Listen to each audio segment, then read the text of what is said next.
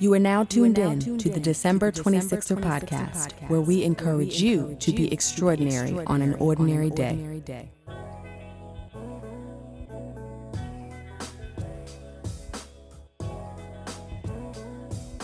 What's up, 26ers? Welcome to another episode of the December 26er podcast. I am your host, Delisha. And before we get into this episode, I want to take a brief moment to welcome our new listeners. I am so happy to have you join the 26er family. But if you've gotten into the show somewhere in the middle and did not start at the beginning, you might be wondering why the show is called the December 26er podcast. No, December 26th is not my birthday. I get that question all the time now. But the name has an entirely different significance. So if you would like to learn more about its origin and what it represents, and why I refer to our family of listeners as 26ers, go ahead and check out episode 1. I break it all down there. Okay, back to this episode. This one features a dynamic 26er, Tyrone Ross Jr. Tyrone is a financial consultant and a managing partner at Noble Bridge Wealth Management. Now, when we record these episodes, I always have a loose agenda in mind, but I also try to keep the conversation pretty organic. I kind of want to go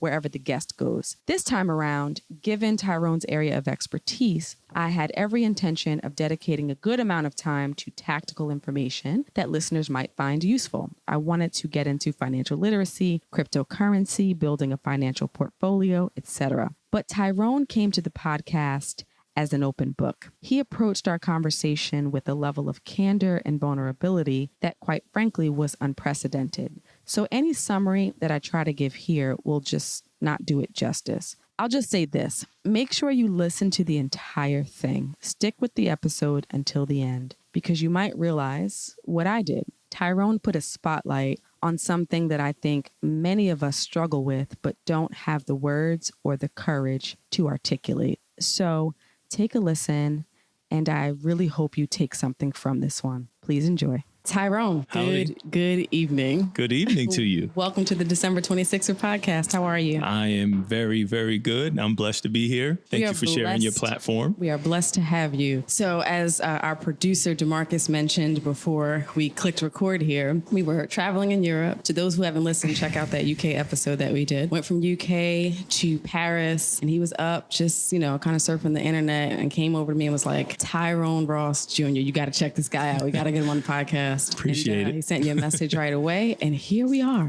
Yeah. Not even, maybe a month later at this point. So just that's about exciting. Happy to have you. So tell us. Happy to be here. Who is Tyrone Ross Jr.? Tyrone Ross Jr. is a 3-time failed Olympian. And you want to leave it right there? You will leave it right there. Okay. So we're going to get into what happened after that 3-time failed Olympian chapter of your life. But since you brought that up first, we're going to talk about it. So first of all, I've heard people say I failed once and, I moved on to another career, but you had it 3 times. You failed 3 times. This happened, right? I would add 2 more to that. I would add 5 to that because I got kicked out of college twice. All right. So let's take it all the way back. Where did the Olympic dream come from? When did that start for you? So I was 16 years old, watching I'm dating myself here. I was watching the 96 games and I watched Michael Johnson win the 400 and I'm like, gold shoes, man. Yeah. And I'm like, I want to do that. And I didn't know what that entailed. I didn't know anything, but I was like, I want to do that. And I had started running track as a freshman in high school. So I was a junior at that time and was still trying to find my way in track and see if that was actually going to be something I was really good at. And then it just, from that point on, it had been something that I woke up every morning and was like, that's what I want to do. And for the next 16 years of my life, that's what I chased. Okay. So from 16 all the way up to 32, you were chasing that medal. So college, did you get a scholarship for track? Yep. I got a full scholarship to Georgia Tech that I promptly blew. I had never been away from home. I mean, I graduated at 17 years old. I was the first one to finish high school. I didn't know anybody that went to college. So I went from a little small school with 90 graduates in Metuchen, New Jersey to Georgia Tech University in the smack dab in the middle of Atlanta and lost my mind.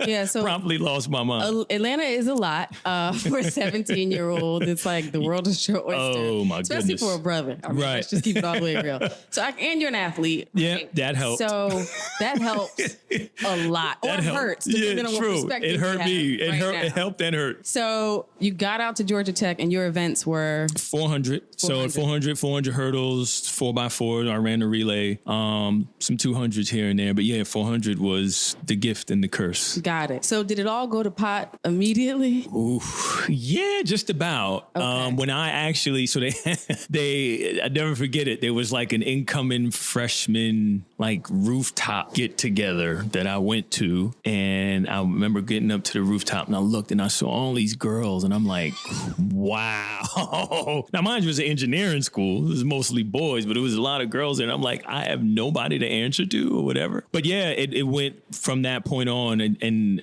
it just went, I just didn't go to class. I didn't take it seriously. I just didn't go. And at that time, I was very big into jewelry and clothes. That was the Nautica time. So I had all the Nautica stuff and I had the Cubans with the Jesus piece.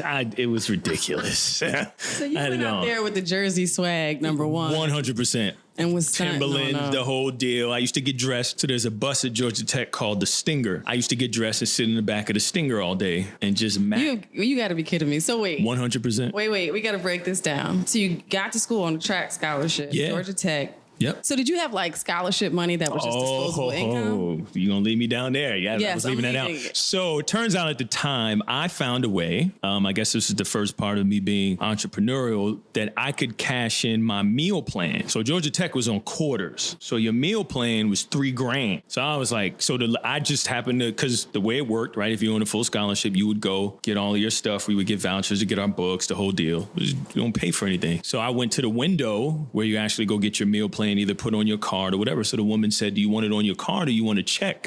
So I looked around and I was like, come here and sit a little closer. She's like, do you want it all in a check? She's like, you can take it so this way you can grocery shop. And I was like, give me the check. True story. I called my boy. So he had a truck at the time in a Zuzu, right? I said, take me to the bank. To the bank, deposited the check. Got $1,000 in $100 bills. I said, now let's go drive around campus. And I told him to put on, at the time, I've been around the world. So I'm out the window of the truck. I've been around. Yeah, real true story. When he hears this, he's gonna scream. But yeah, so I promptly took the money, bought clothes, more jewelry, watches, rings, you name it. I had it all, and no groceries. I was about to say, just answer this one question for me, and I hope the answer is what I want to hear. Tell me you didn't have women feeding you after you spent all your money on clothes and jewelry. I did. I absolutely did. I needed the help. I needed the help. All right, I digress. Okay, so you blow the first year, right? I did. Yeah, so I finished the first year with, I think, a 0.9 GPA. I didn't even know that was possible. It was. And I know the coach called and he was like, and I love Coach Hinsdale to this day. Coach, if you're listening, I love you. He's like a second father to me, but he was like, you flagged this, you flagged this, you flagged this. And But here's what I find interesting. Yeah. Like, were you not getting warnings along the way from administration, like, or your coach, like, hey, pulling your coattail? Yeah. So there was, we had to have mandatory study hall. Okay. And, there was things that we had to do, but I was just like, I was missing them all. Okay. And then I would be the one who get the team punished. Like I was that guy. Okay. To make us do extra laps and stuff like that. But so for instance, another funny story. So we would have to log into study hall. So you would put in your code and you go to study hall. So what I used to do was log in and leave, but I wouldn't log out. So we got track practice. The coach come down the stairs. He's like, such and such, 20 hours of study hall. Great job. Such and such, 14 hours of study hall. Great job. Tyrone, 75 hours of study hall. Everybody go run. And they're like, man, I'm like, I told y'all to log me out. So I would go and see which young lady was at study hall and be like, let's get out of here. You know what I mean? I got money in my pocket. Let's go to Waffle House. Waffle House is that deal, though. It absolutely is. I don't care what their I'm having my wedding at Waffle House. Please don't say that. I'm having a Waffle House wedding. Just letting everybody know now. All right. So that's it. You flagged on everything your first year. Yeah. And you come back to Jersey, I presume. Yeah. So, I promptly got kicked out and I had to reapply. And only by the grace of God and the biology professor. So here's the backstory. So I was a biomedical engineer major on top of everything else. Yeah, absolutely. No, you I wanted to be a gynecologist. This is true This is story. turning into like a BET Blackbuster movie. I'm not making It this all up. started when I landed on the campus of Georgia Tech. I wanted to be a gynecologist. Whatever. It's funny now, looking back at it. 17-year-old boy wanted to be a gynecologist. And ends up in Atlanta. Funny. So the head of the biology department was a fan of me for whatever reason, and he helped me get accepted back into the school. And because that last quarter, right? So I said, on course, the last quarter I was out. Got back, and they were like, listen, you got to make this work this quarter or you're gone. And I didn't go. I mean, I went to more classes then because I was like, all right, I'm going into my sophomore year. I got kicked out. I got to make this work. Yeah, and they promptly kicked my butt out again. Wow. Yeah, and I was out. That was it. Okay. So kicked out twice from Georgia Tech. Kicked out twice. And then what happened? A lot of tears and crying. I called home, and my mother knew because she got a notice. And she was like, this is probably where I started to realize the importance of love, right? And what love meant to be unconditional. And my mother said, come home, and we're going to greet you the same way we left you. And she grabbed as many people as she could to meet me at Newark Airport when I got home, and they cheered and hugged or whatever. And she also enrolled me herself in community college so I could get right back to classes. Wow. She's like, you're not taking a break. So yeah, I promptly went to the same community college that I used to laugh at because we lived literally right across the street. Still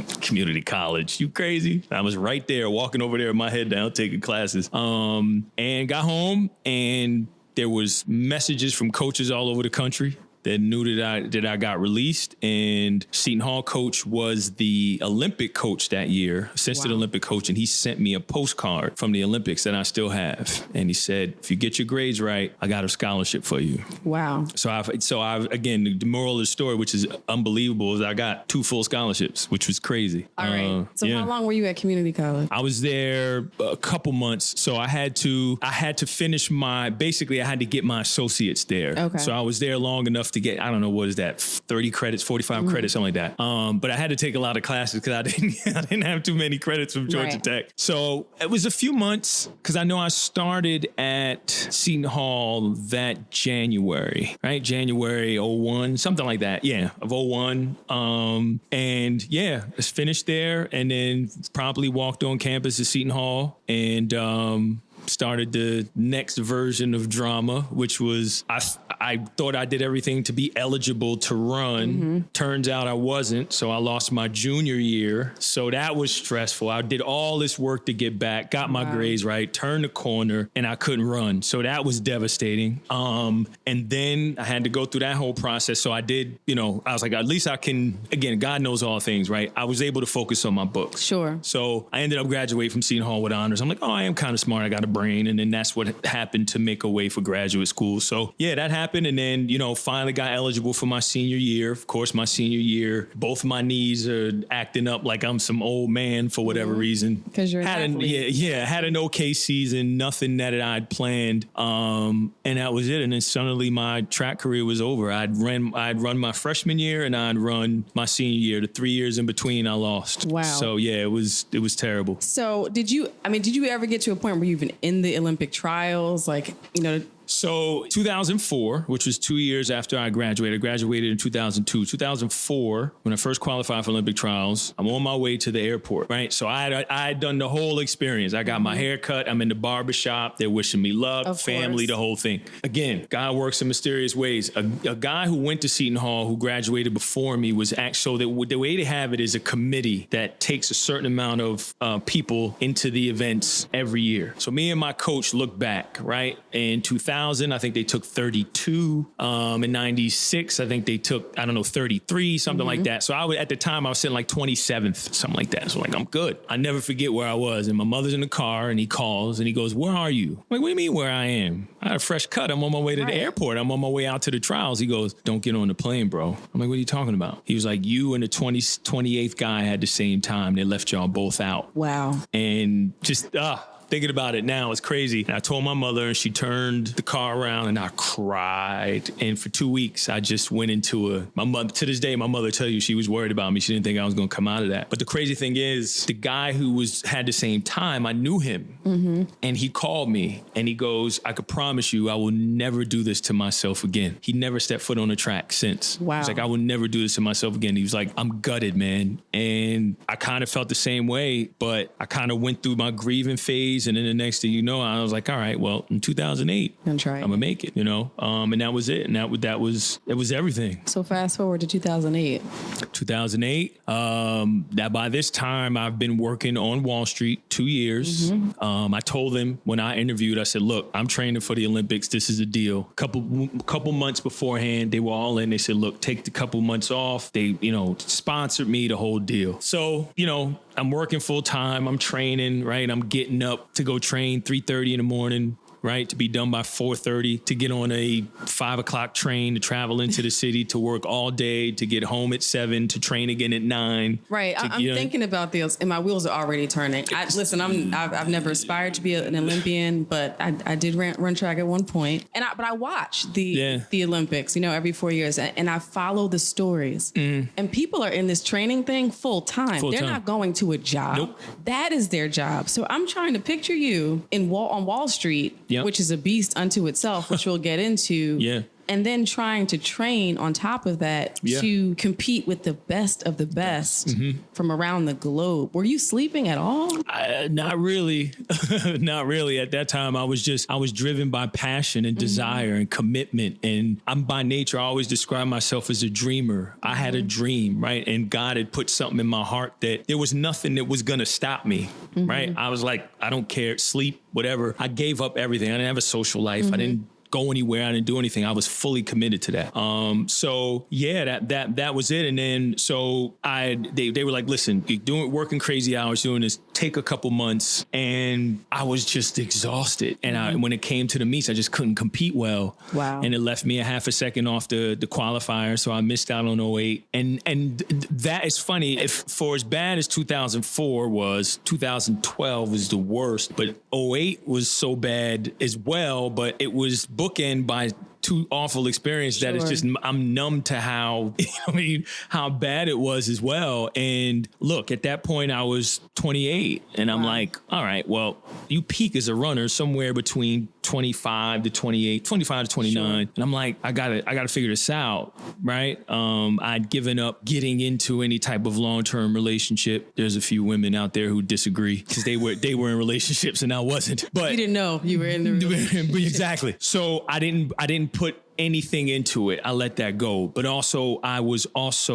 wasn't developing as a man. Sure. I saw myself as a runner. So I was an empty vessel. And things started to evolve. And, again, I'm like, all right, you're working on Wall Street. What more you want, right? Make this work. And I was like, I gotta give it one more shot. So I'm like, I'll be 32. Wow. Right? It's like, it doesn't happen at 32. And then, 2010, late 2010, 2011, I got into a relationship with a woman I thought I was going to marry. So she was doing the whole Miss America thing. I'm doing the Olympics thing. And I'm like, all right, well, this is it. Everything is kind of coming together. But yeah, so it followed this trajectory. But as the years went on and the failures mounted, it started to reveal cracks. Okay. Right? And holes where I wasn't developing. You would think I would be developing, right? Because of chasing a dream and doing all these other things. But I was developing the wrong type of characteristics that would make a man long-term successful. And then that's when 2012 happened and it all came crashing down. So when you say it all came crashing down, what happened? I tried to kill myself. Really? Yeah. So the year started off. So let's go to that November. So my girlfriend at the time, she was in New Jersey. So she wanted to leave New Jersey to go to, and I don't want to spend too much time on this, but she left to go to DC to do Miss DC. So that was an issue right there. So that put stress on a relationship that already was, fraying due to, again, my own issues. So that happens. That's November of 11. January of 2012, my grandmother dies. Starts the year off. My grandmother passed away 2 days before I'm about to open up my season, my mother's mother. Wow. So I do all this hard work. So I'm like, what do I do? So we're actually all in the house when my grandmother passed. So this bracelet, right, is the bracelet. I had 2 of them. The other one popped. I'm hoping this one is still hers. God knows. But yeah, we were all in the house when she passed, and I was actually sleeping. My mother woke me up. So whatever. And I talked to my coach, and my coach was like, if you don't go to your grandmother's funeral, you're going to regret it for the rest of your life. Mm-hmm. I said, you know what? But I'm like, coach, I don't need. He's like, listen to me. So I went to my mother, and my mother was like, go. She's like, go. We need good news. Go run. And I went up to Boston, and I ran my butt off. I won. I ran as fast as I ever ran in my life at 32 years old. I'm like, all right, this is going to happen. I'm on one, right? And I never forget, I crossed the line, and like the places with the oohs and the ahs, and I'm bawling, crying. Everybody's like, what is going on? Yeah, and I got back, and literally everything just started to fall apart. So I found out my best friend killed himself. Wow. I ended up, that relationship ended up being dissolved. I lost my job. I mean, there's so many different things. I mean, I ultimately had no money in the bank. I spent all my money because I had no sponsor. Right. So I emptied an account, right? Close to 75 grand. I had nothing. I owed people money. All of a sudden people were like, oh, this, that, or whatever. This whole thing. And I'm still competing, whatever, but the stress was mounting. There was so much stuff going on. One of my close friends, him and I weren't talking,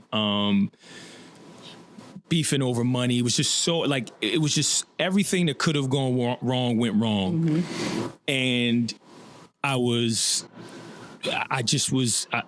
living a life that was literally crumbling from the inside out. And then I think the stress of it, literally one morning I was working out, and my whole leg, I had a grade 3 tear in my groin, went all the way through. And I was devastated, and it just kept getting progressively worse, to the point where I got 3 degrees. I'm sleeping on the floor in a 1-bedroom apartment in the projects with my parents. Wow. That I couldn't lay in a bed until everyone went to bed, and I pulled a mattress out from behind the thing and laid on the thing. And I never forget it. So my niece is like my everything. Mm-hmm. And I'd made my bed, and I'm laying there, and she walked in, and she saw me there. And I'm like, she knows me. I brought her to work with me, mm-hmm. right? Wall Street, bring your kid to work day. She had always seen me as this thing, right? This beacon of hope from a family that had a lot of struggle, right? And we didn't even get into my childhood. But when she saw me in that state, I'm like, all right, I have nothing else to mm-hmm. live for. And I got up one morning, and I was going for a run. I was like, and at that point, my leg was still bothering me a little bit, but I'm like, let me just go try and run. And I was a shell of my former self. I was completely out of shape. Everything had completely gone to nothing. I had nothing, right? And I also have millions of dollars of clients' money. I couldn't even tell my clients that I had no job. Right. So the stress was incredible. And I'm running up the street, and I stop, and I see this truck coming, and I'm like, I'm gonna do it. Mm-hmm. I was like, it can't get any worse. And you don't really, if you were at that point, for anybody listening, and I'm sure there's plenty of people, when you either have been to that point or you reach that point, it's almost as if you have an outer body experience. Right. Because I'm like, I'm dead already. It's on the inside.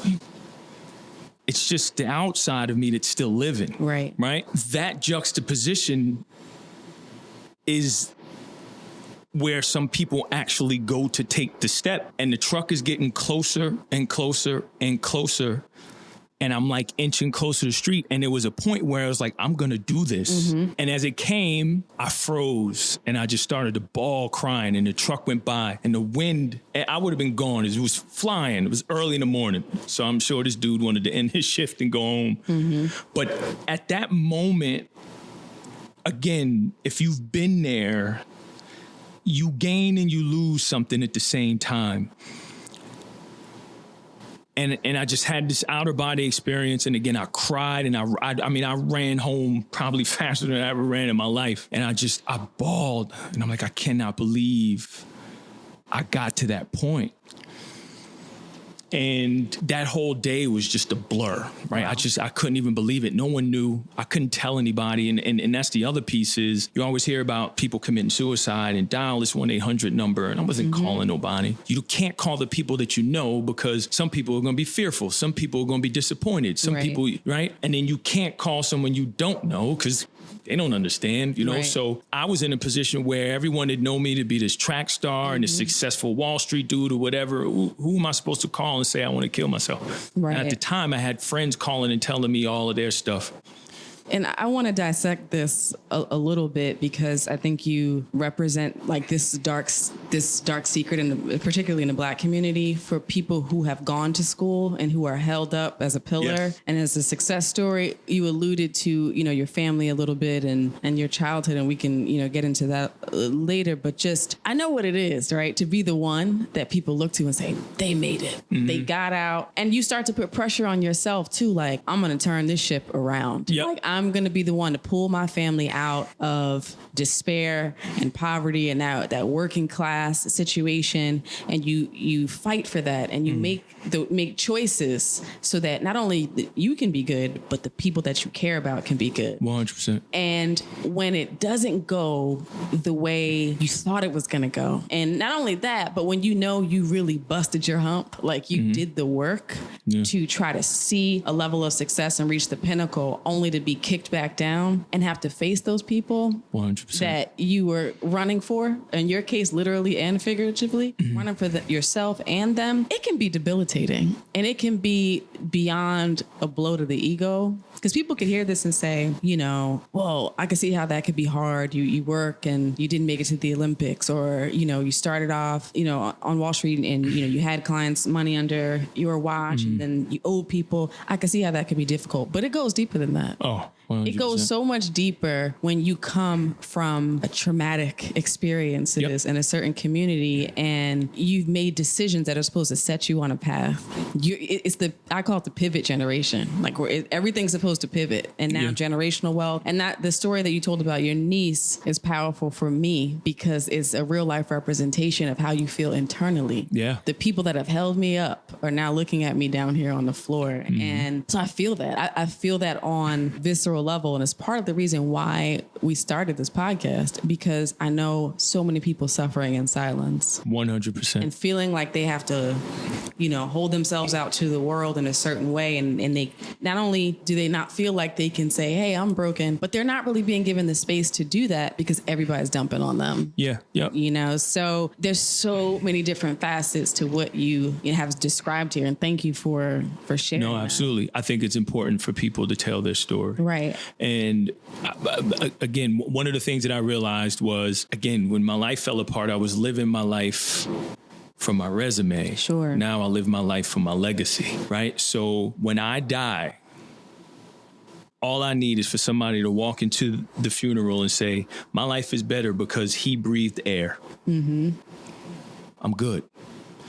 And I feel like I'm there. But now, just in case I'm not, opportunities like this is why I think what you're doing is great. Why I'm grateful for you sharing your platform is because I'm confident somebody's going to hear my story. Right. And even if it's another day, all I needed was another day. Because when your main goal is 4 years apart, all you got is the day. Right. I have to put one day together for 4 years to get to where I'm going. So if someone could just put together one day based on saying, you know what, that person made it, or that story resonates with me, which is why it's so important, especially for Black and brown folks, to tell our story. Right. For first generation college students to tell their story, right? For first generation high school graduates like myself to tell their story, because there's someone on the other end of that you never know who you're going to touch. Absolutely. Right? Absolutely. So let's talk about Wall Street a little bit. I want to talk about your current role. That's a whole other podcast. Yeah, it is. You're coming back for a part 2. I think that's already decided. But we'll touch on it here. I want to talk about what you do today. Yeah. But then I want to dial it back to how in the middle of the Olympic dreams, you landed on Wall Street as well. So you're a managing partner, correct, at Noble Bridge Wealth Partners, right? So in a nutshell, what is it that you do today in your career? So in a nutshell, I explain it this way. I'm a financial consultant. So what folks would know as a financial advisor, I don't refer to myself as that. Okay. So I have clients. I help them manage their money. I'm an investment manager. So whether that's 401ks, whether it's college planning, retirement planning, financial planning, the whole deal. That's what I do. Okay. And then we have a separate arm of our firm where I consult early stage startups and do crypto assets, which I like to call it, advising as well. So that's the best way to describe it. Financial consultant, anything dealing with, helping folks manage their financial lives. Got it. Okay. So how did you go from, wanting to be in the Olympics, flunking out of Georgia Tech twice, going to community college, doing the Seton Hall thing? How did you get on Wall Street though? Because your degrees were not in finance. Not at all. I never took a business class. Wow. Never took a business class. I was in graduate school and I had a graduate professor. Shout out to Professor Duell. And he goes, "You should work on Wall Street." And I'm like, I don't even know. Okay, first of all, no. Yeah, I'm like, I don't want to work those zombie hours. I've never taken a business class.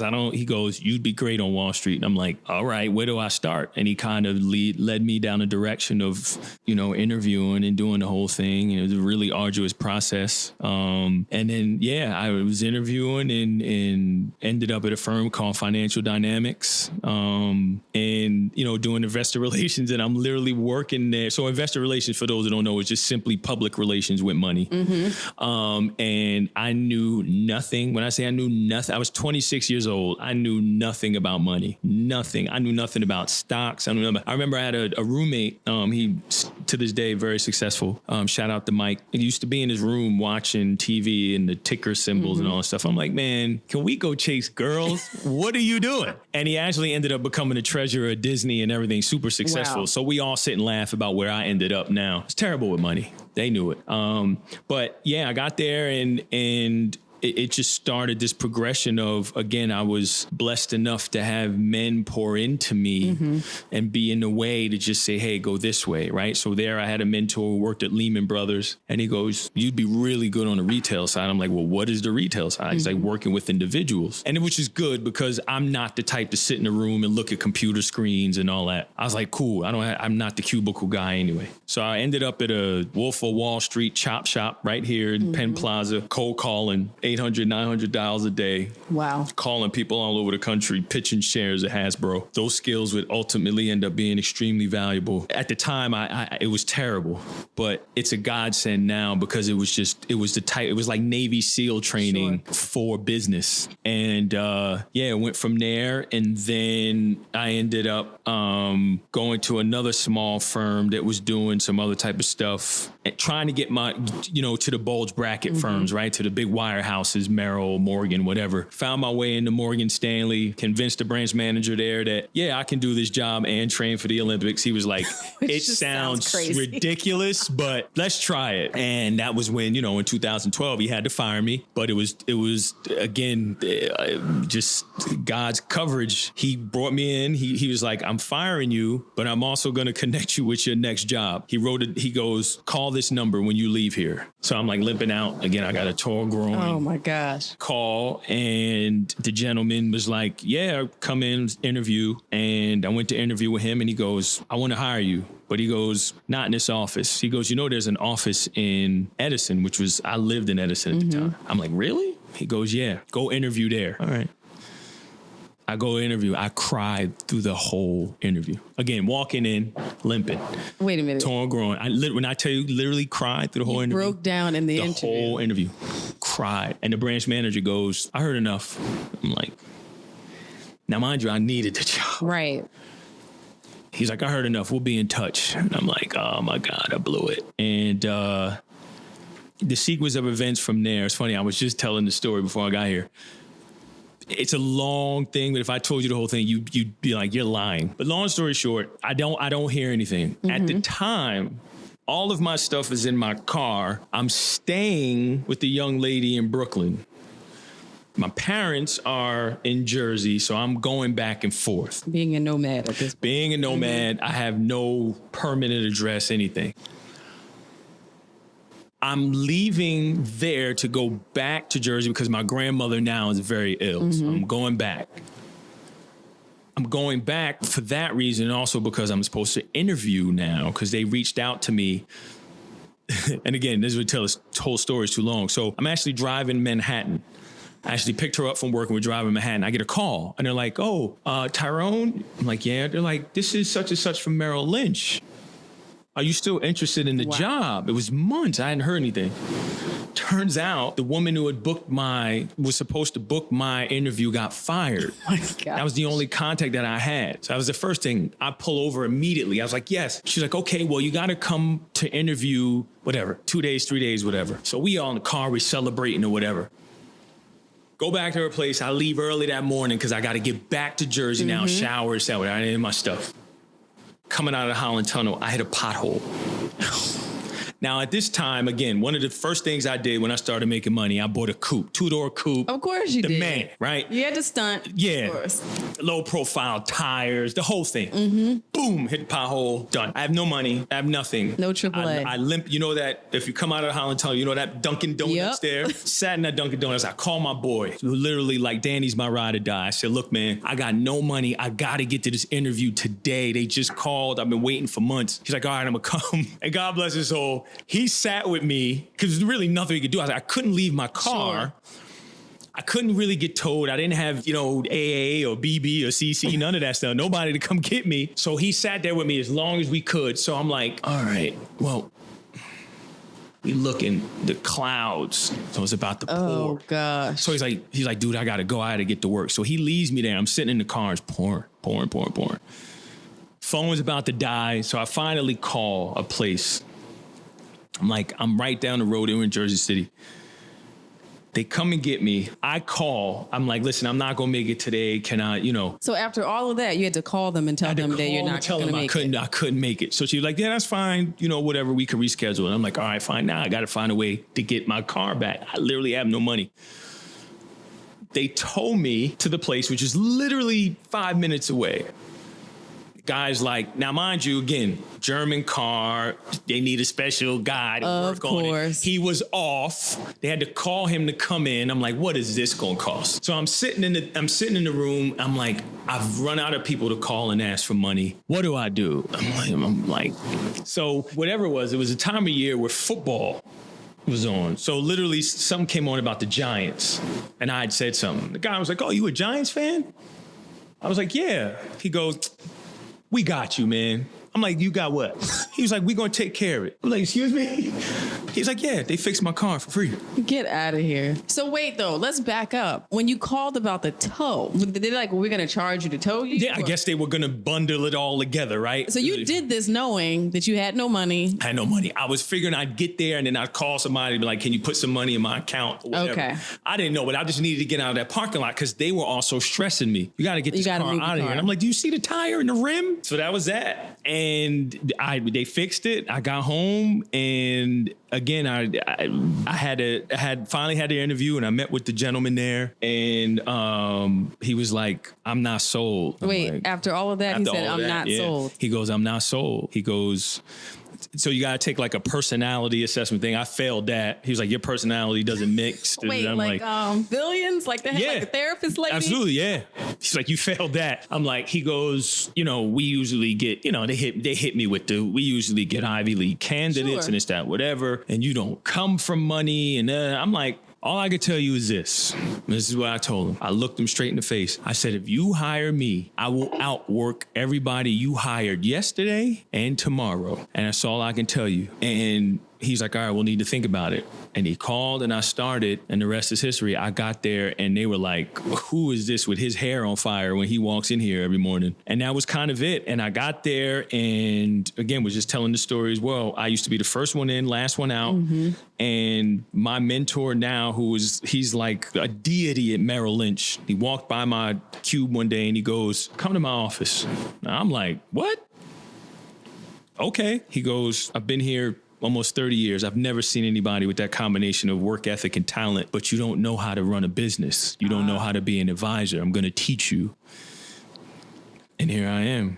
Wow. There are a couple of things I want to touch on from the story that you told about your foray into Wall Street and working in finance. And you brought up something I was actually going to raise if you didn't. And that is being someone who's not moneyed coming into that space and who didn't come from certain schools. Yeah. So I went to Penn undergrad, and I was like the person that didn't come from money at Penn. And even though I had been in schools before where I was like the odd man out, it was like that was the first time I saw that like people are being groomed 100%. To walk into prime opportunities, take advantage of their familial networks, take advantage of their friends, and build a book of business in whatever they're doing. So when you don't have that and you don't have that exposure and those connections, you're at a disadvantage in a couple of different ways. You're starting from ground zero on all fronts, but also there's either, and I was going to say an implicit bias, but he had an explicit bias. He told you you don't come from money. So was your confidence ever shaken going into this field, knowing you didn't have the finance, economics, stats degree, knowing you didn't come from the right family, knowing you might not have had the personality on the surface? Was your confidence ever shaken in that? I guess as I think about it, I don't remember any time where I was like, I don't know if I can do this. But the one thing I did have was that experience of being in that boiler room. And I'm like, I can outwork anybody. Like I can work a phone. I can pitch. So I don't know money, but I can get the money. Mm-hmm. Right. And I literally, and I always tell people this, whatever you think hard is, or whatever Wall Street thinks hard is, it's not training for the Olympics. Nothing in my life will ever be that hard. Right. Will require that commitment, dedication, time, effort, perseverance. So I was like, okay, I got to get here at 5. I got to work until 9. I got to work on the weekends. So that attitude kind of masks all of my deficiencies, right? Like Eric Thomas says, right? Your daddy may own the company. You may come from privilege, but you'll never outwork me. You will never outwork me. And I used to listen to that, right? To him repeatedly. And I remember when I was going through it, I actually went to see him in New York City. He was here. And it was funny. The 2 tickets that I bought was the last amount of money I had on the credit card. Wow. And I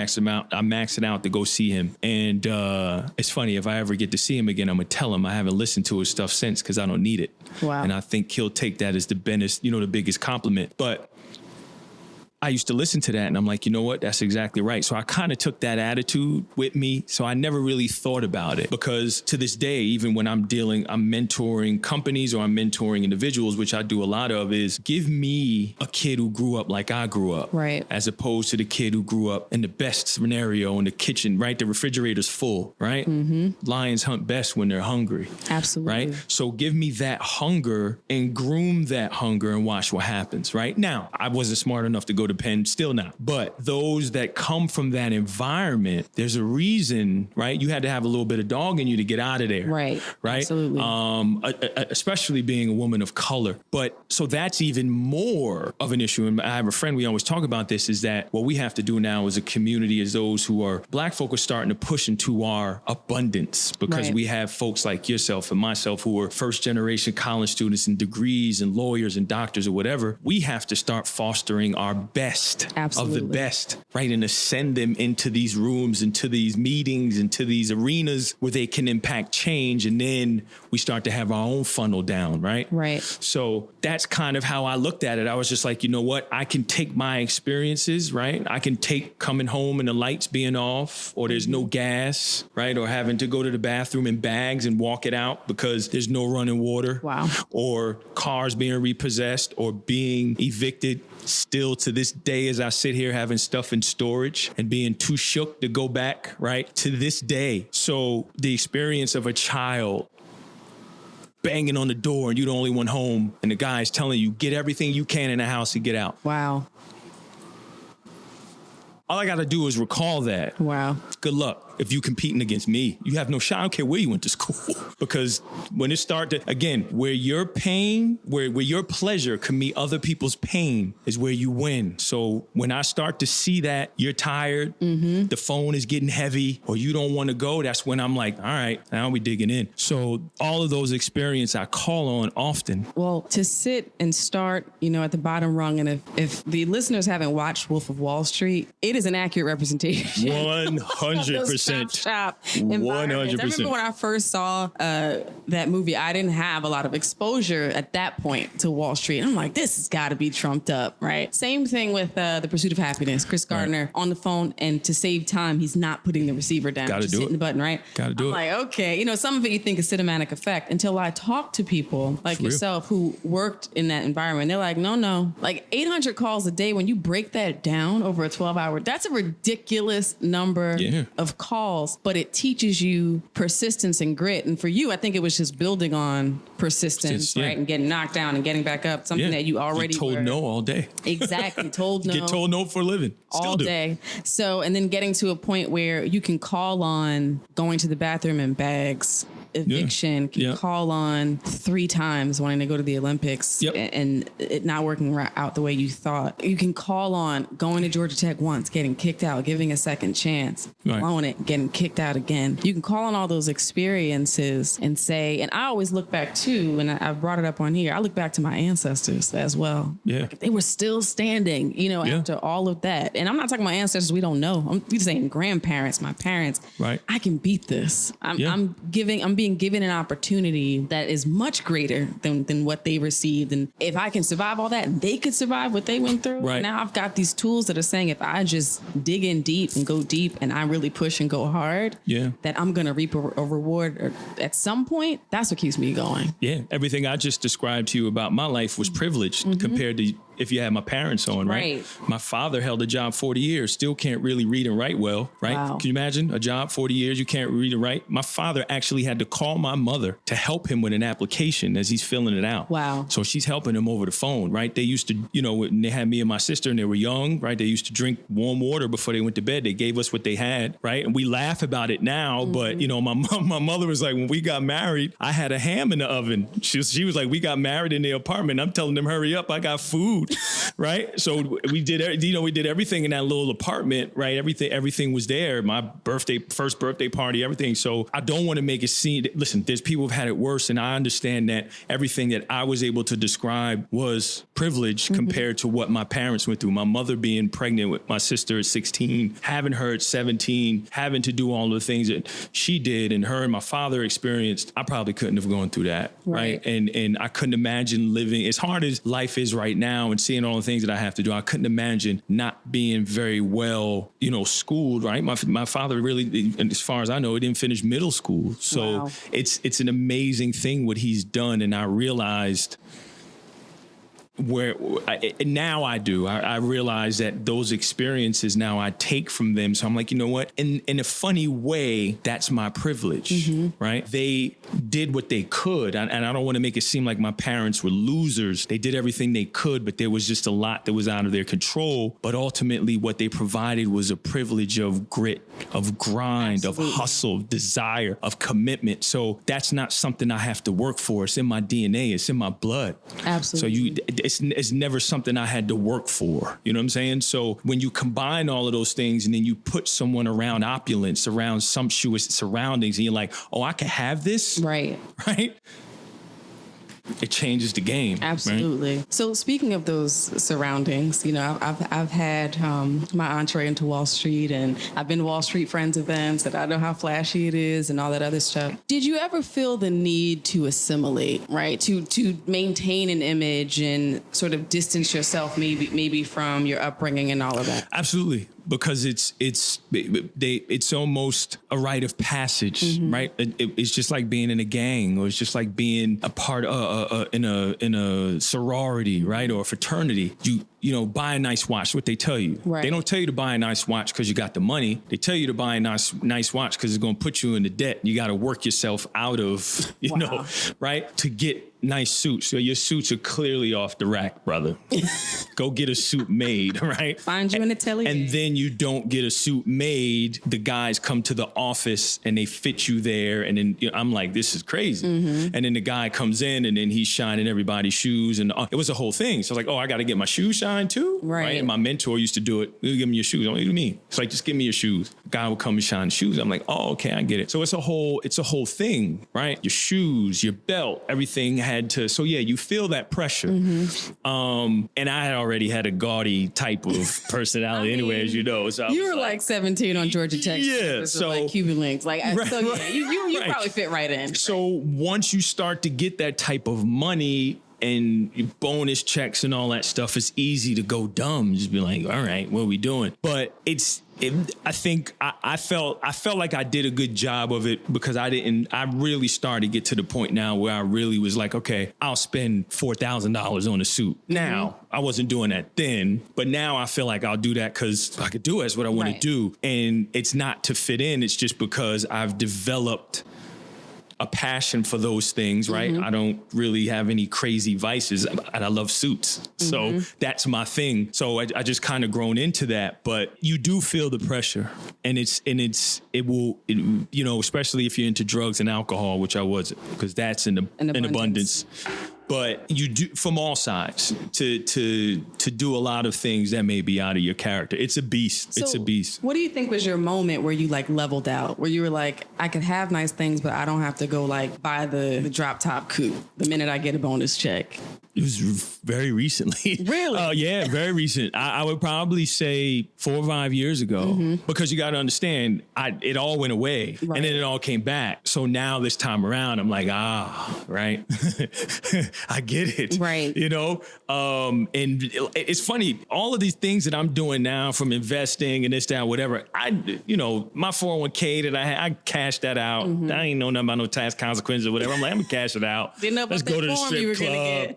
Whatever. I did all types. I did every stupid thing you could do with money I've done. So now I realized it was like, okay, it's a situation where now I know better. I've made every foolish mistake you can make. I'm older, I'm wiser, but now I'm the type of individual internally that can make the right decisions to do that once, right, and then do right by everything else I need to do right by. So it's very recent, very recent. Hey, listen, I mean, I always say, I personally feel like you start to come into your own post 35. 100%. Like, people say, 20 is dumb, making bad decisions. But I think, especially when you don't have a leg up and someone coaching you on financial management or, how to create generational wealth and all those things, it takes a little bit longer. Yeah. Right. And then when you've got trauma to work through and all that stuff. So I'm a firm believer that post 35 is when you really start to starts to come together. Our rhythm. And if you've fallen on your face enough, some people still out there just wilding out. Yep. But if you've fallen down enough, it's when you start to find your rhythm and come into your own and have a level of self-awareness that just wasn't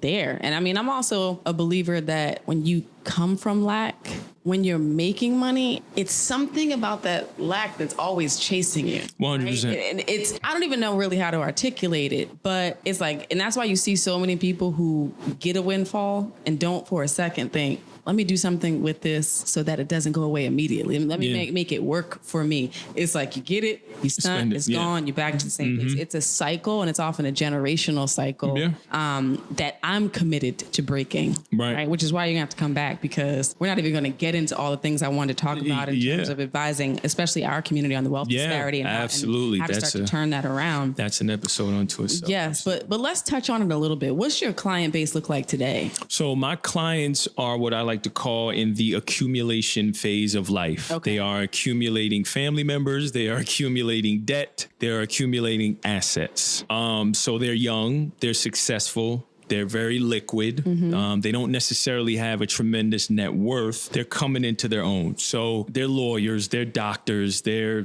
work at startups. It runs the gamut. Okay. Or just regular corporate jobs, but doing well for themselves. And that's really it. I have a few older clients that follow me from Merrill. That one is my chiropractor. I've been going to him forever. So, we're really close. Shout out Dr. Davis. And that's really it. So I kind of help them with the initial phases of setting a financial plan and getting right, and then go out, make your money, do what you need to do. Got it. But the initial phases of, setting up a 529 if you have kids, getting your 401k allocated, understanding all of your work benefits, which is huge. I tell people all the time, you don't maximize your work benefits. It's a huge investment. And then also helping them understand the difference between taxable and tax deferred, right? Which is your 401k or IRA, and your taxable accounts, which is just a brokerage account, a stock account, something like that. And that's really it. So that's it in a nutshell. Got it. So I know I talk to a lot of 26ers who have a lot of shame around poor financial decisions, or sometimes it's things that wasn't even, things that were not even in their control. For example, getting an advanced degree and just taking those loans without thinking about,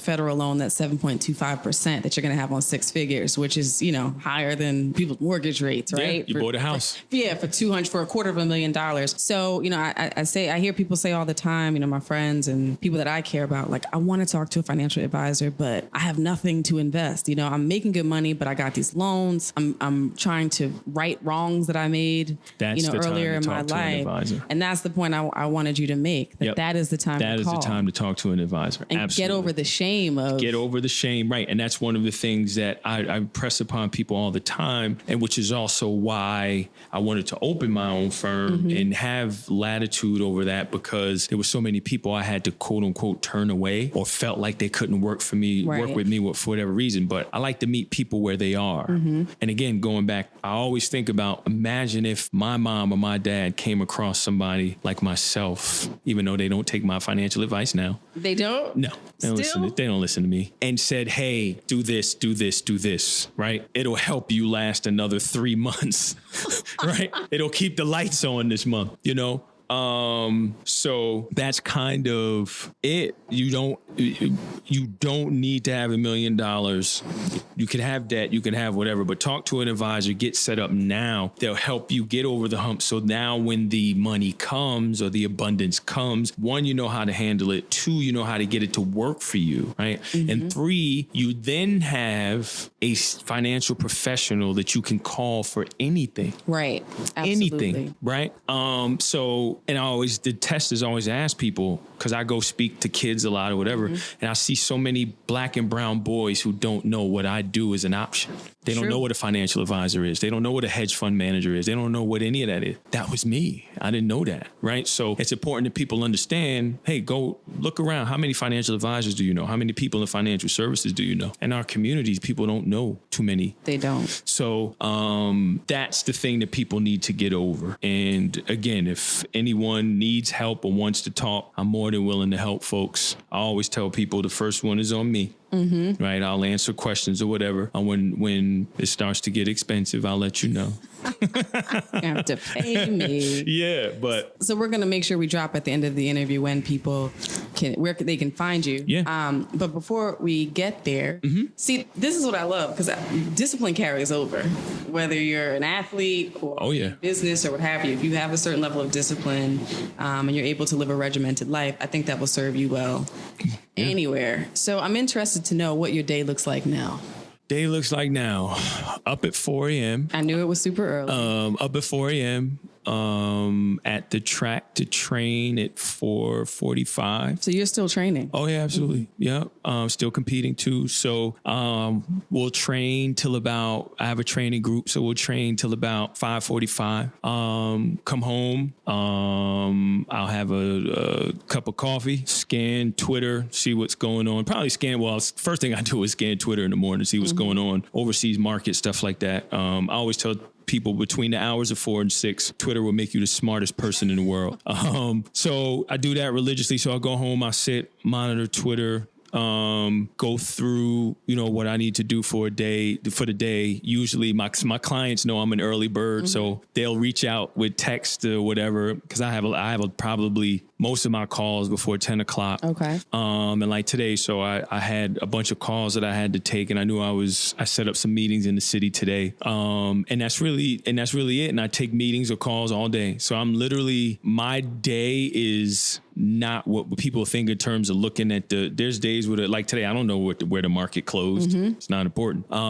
So it's constant dialogue with clients, constant meetings. It's all of that stuff. And we have an office in Montclair, but I work out of home most days, mostly because, again, I'm usually going to meet people or events or this, that, or whatever. And that's really it. And then probably I'll work until about 7:45. And then I try and take my evening walk. I walk every night for 30 minutes just to kind of declutter my mind and go through everything. And then come back in the house, warm water, apple cider vinegar before bed, and try and be knocked out by 9:30. By 9:30. I knew it had to be early too. Bedtime. You're getting up. Yeah, try and be knocked out by 9:30. Unless, like, obviously tonight, that won't happen. Most nights, if I'm in the city, it doesn't happen. Right. But people know if you don't reach me by 9 o'clock, it's going to happen. It's going to happen at 4:05 tomorrow when you sleep.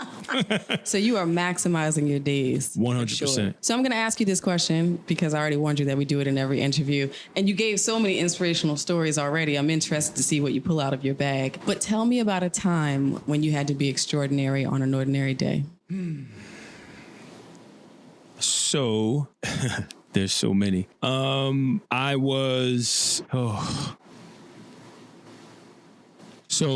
when I found out that my grandmother passed, that day, right, as I mentioned, it was days before I had to literally, oh my God, I had to prepare for now, looking back at it, which was literally the end of my dream. Wow. And it's funny because my mother's holding her. And so this bracelet says, I believe. I gave this to everybody that I knew in 2012. And I take the bracelet off of her and I put it on. And again, so a couple of days later, I'm standing on the line and I'm like, it represented so much. I'm about to race. And again, I definitely, I had to be extraordinary because the guys that I was competing against were all world. And I felt so human. And I felt so normal. And I was grieving. And I somehow pulled it together. But I say that to say, looking back at it, is I'm a broken man, and I'm gonna have to live the rest of my life knowing that the one thing I worked hardest at would never happen. So every day is an ordinary day, so I have to be extraordinary every day. Because I have to live the rest of my life as a failure. So I have to find ways to be extraordinary every day because I always feel ordinary. Because I failed at the one thing I felt I was put here to do. That's all I got. That's powerful. I'm sorry. I'm having a light-skinned moment. I'm sorry. No, you know what? You're having a vulnerable moment.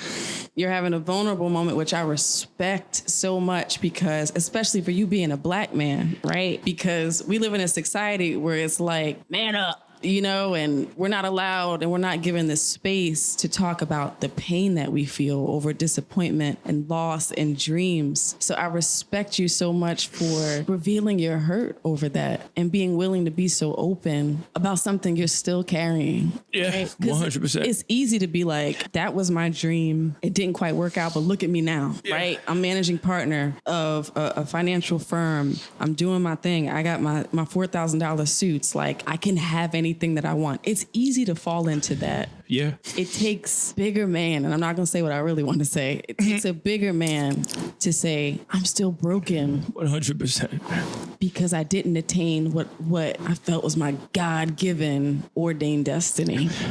Yep. I'll end it by saying this.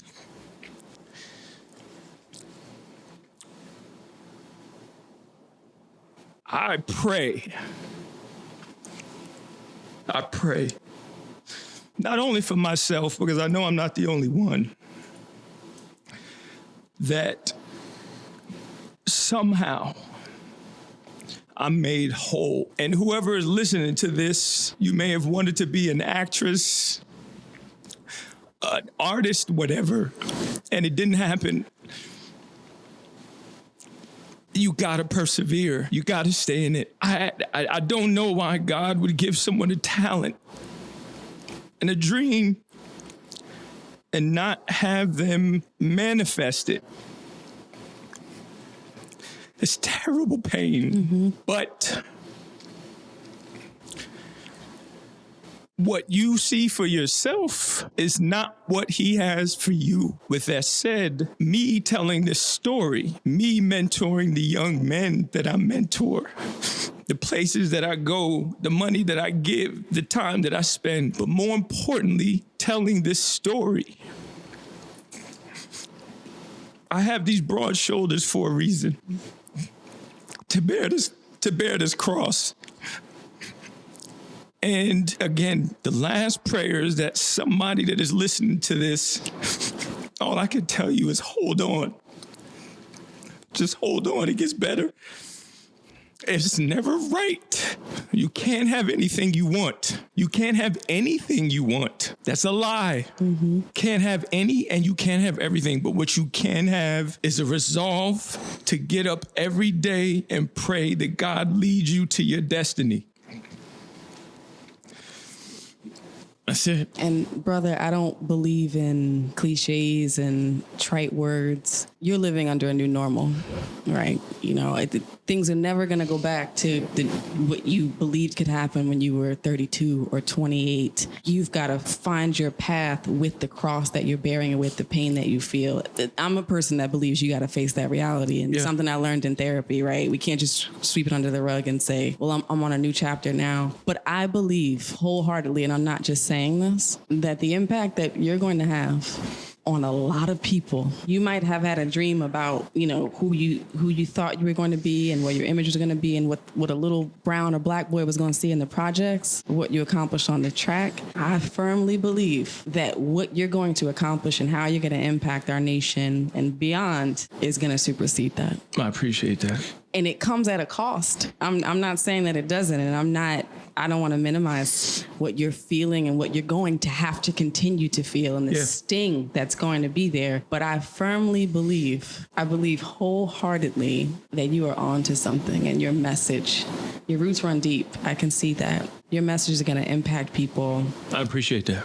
In a way that's going to go down in the annals. Thank you for the platform. Like I said, this is a piece of it. I really was looking forward to it, and it's cathartic. This is my therapy. So I really do appreciate it. It means a lot to me. So. And here's what we do. I had all these plans to talk about cryptocurrency and all this other stuff. But sometimes when you roll organically, other things happen. And what is meant to happen is going to happen. So you know what we're going to do? We're going to end it here. Yeah. And then we'll do another episode on everything, all the educational pieces as it relates to financial literacy and Bitcoin and Ether and all that other stuff. Oh, you said Ether and not Ethereum. Yes. Yes. So tell the people where they can find you online. To get that crypto message and everything in general, follow me on Twitter TR401. I have a very much different persona there than I do on Instagram, which is Tyrun, TYRUN 401. I'm a voracious reader, so you'll see a lot of the books and stuff that I read there. And then I also post some content on LinkedIn as well. I'm active on LinkedIn. I'm working on getting a YouTube page and some things now, but those are probably the 3 platforms where you'll get a good deal of content from me and what I'm all about until we meet again. Okay, and your company's website?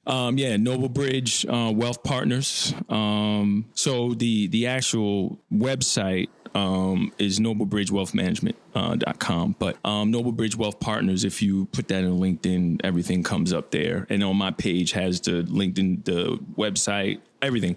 My site is public. So my Twitter, all of the business information, my cell phone, everything is there. If you want to reach out, you have questions, I encourage everyone to reach out. If I can help at all, please let me know. Yeah, that's I appreciate you. I appreciate you. This was awesome. Awesome. Yeah, absolutely. To the listeners, if you are out there and dealing with not a dream deferred, but a dream denied and trying to find a new vision for your life, persevere. I hope you took something away from this episode, which was really important for me, really, really important. And as always, remember to be extraordinary on an ordinary day. Take care.